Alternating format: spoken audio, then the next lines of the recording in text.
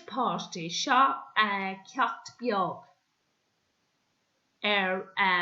bhí mar ag déanamh sa bhéarla prepositions of place, in the focal beaga on, at, over, under, beside, around, rudí seo.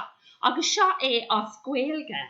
So just tá ag retreat ceacht an tapping, right? So preposition is the small words on, under, over, at.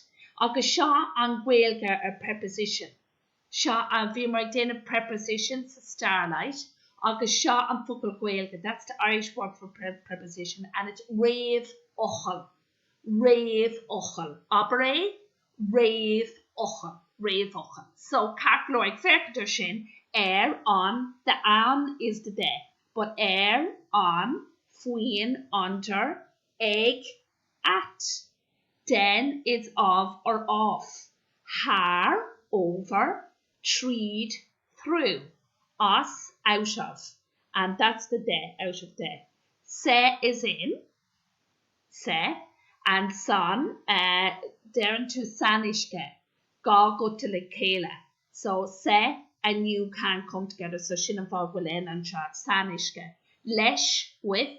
Go to. Trasna cross. Temple around. Sus up. Shias down. Amach out. Is jock in. So just creme an rudcha an ceacht is jock páistí mar rung a tree. Bhí mar ag déanamh prepositions sa starlight. And there's a focal Ghaeilge or preposition is réamhfhocail. Right? So I'm just ag déanamh prepositions as Ghaeilge freshen. Agus téan an gá cheacht le chéile.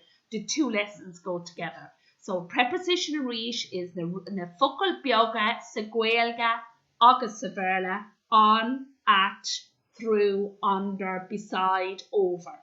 So sa Ghaeilge, is on, fuin is under, ag, at, den, hit me den board, I fell off the table. Har over, lay me har on gata. Treed is true, us, out of. Lig me beak, awesome, out of me. Se, san, se is in, lesh, with, go, to, trasna, cross, temple around, sus, up, shias, down, amach, out, is shock.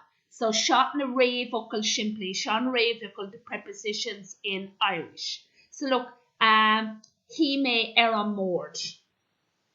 Vi me fuin ishke, nor vi me snáv. Shot operty. He may ag an mór. Hit me den board. Liam an couple har an clean or har an gata. Rit me treed an schnapte. Asan lig hog me ma wala asanishke. Be banya se kline se leshan. Kuig me gudi an shopa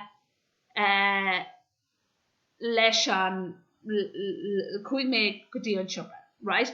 Gudi shan counchin. Trasna, right? Trasna an clee, leim an couple trasna an clee.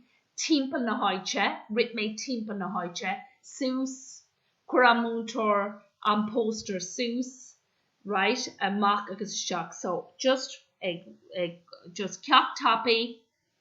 Prepositions, sa starlight, na focal beaga, in, out, at, na cín seo, and seo an Ghaeilge preposition, réamhfhocail.